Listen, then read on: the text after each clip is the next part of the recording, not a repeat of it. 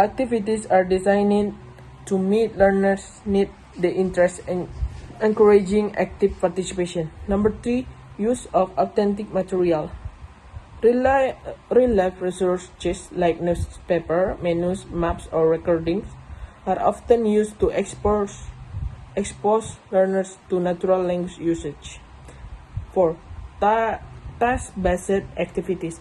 Activities such as role plays, group discussion, interview, and problem-solving tasks are integral. These tasks simulate real-world communication and allow learners to practice language in meaningful ways. Number 5. Focus on meaning over form. Grammar and vocabulary are taught in context, focusing on their usage communication rather than isolated rules.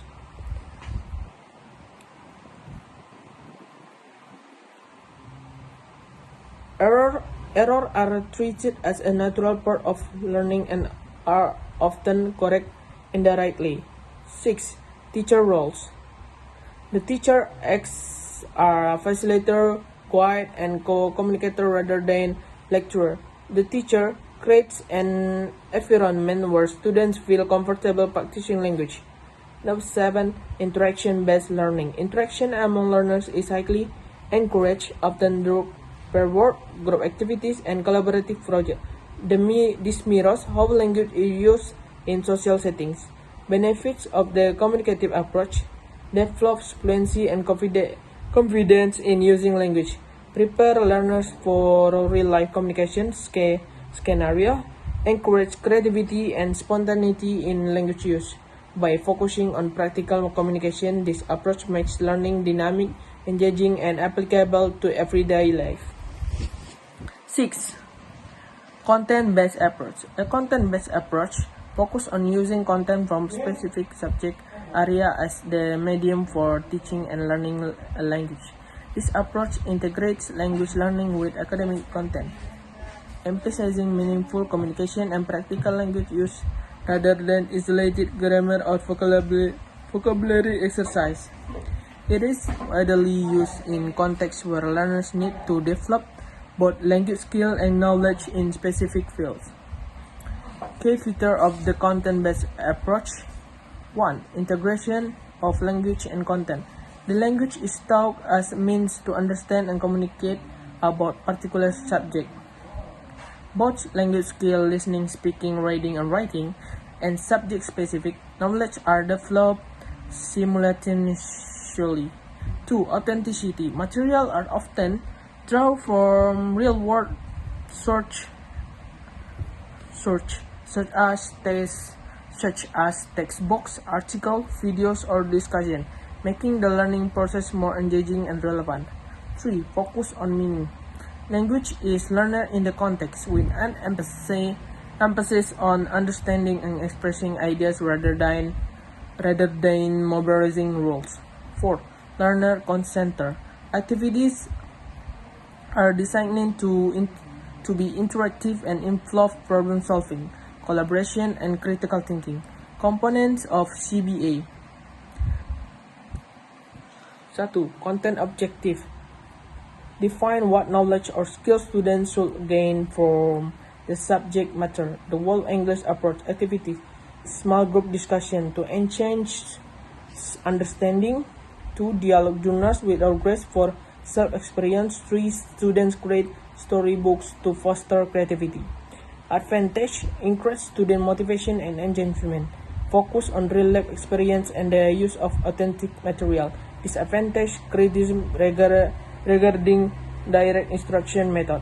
Challenging in understanding authentic text from this for some students. The literature-based approach. The literature-based approach to teaching literacy emphasizes using authentic, engaging literature as the foundation for learning. This approach goes beyond simply reading stories. It is encouraged students to actively engage with the text, explore its depths, and develop their interpretation.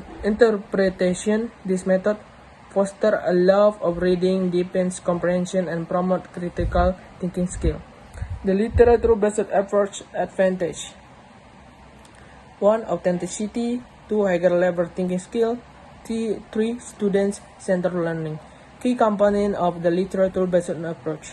Thematic organization, responding to the literature, scaffolding, instruction, language objective. 7. The evolution from traditional assessment to communicative and performance-based approach. In language teaching reflects a shift in educational priorities from measuring linguistic accuracy to assessing real-world communicative competence. 1. Traditional assessment focus primarily on grammar, vocabulary, and written language through objective tests like multiple choice, fill in the blank, and translation tests. Next, 2. The shift in educational paradigms. Communicative approach emerged in 1970 and 1980, emphasizing language as a tool for interacting and real-world communication. Teachers and researchers recognize the need for assessment that evaluate. 3. Communicative and performance-based assessment. Focus on fluency, interaction, and the ability to perform tasks in realistic settings. Characteristics: text-based activities like role plays, interview, and problem solving. 4. Advantage of communicative approach. Students engage in tasks resembling real-life situations, encourage active participation and creativity, assess multiple skills including cultural appropriateness and interaction. 5. Challenge in implementation. Requires more research and training for teachers. Subjective element in assessment. 8. Understanding productive and receptive skill. Productive skill is a skill that employs the learners to actively produce language. The skills are often referred to as active skill. The skills include speaking, the ability to communicate verbally, express thoughts, ideas, and opinions. 2. Writing, the ability to compose written coherent text that is grammatically correct. Receptive skill are a skill that involve the understanding and interpretation of language by the learner. The skills are often referred to as a passive skill. The skills include listening and reading. Teaching receptive skill, listening and reading. Listening. 1. Develop a listening strategy. 2. Use a various material. 3. Provide pre-listening activities. 4. Offer post-listening activities. And B. Reading. 1. Build vocabulary. Develop reading strategies. Use authentic material. Encourage active reading. 9. Teaching for adult learners. Adult learning refers to the education and training pursued by mature learners. It is the process by which adults gain knowledge, competence, and skill, whether formally or informally. It emphasizes learning that is relevant or immediate application, and the learners, usually college age or older, making sure they are in charge of their own development. In essence, self-directed learning is an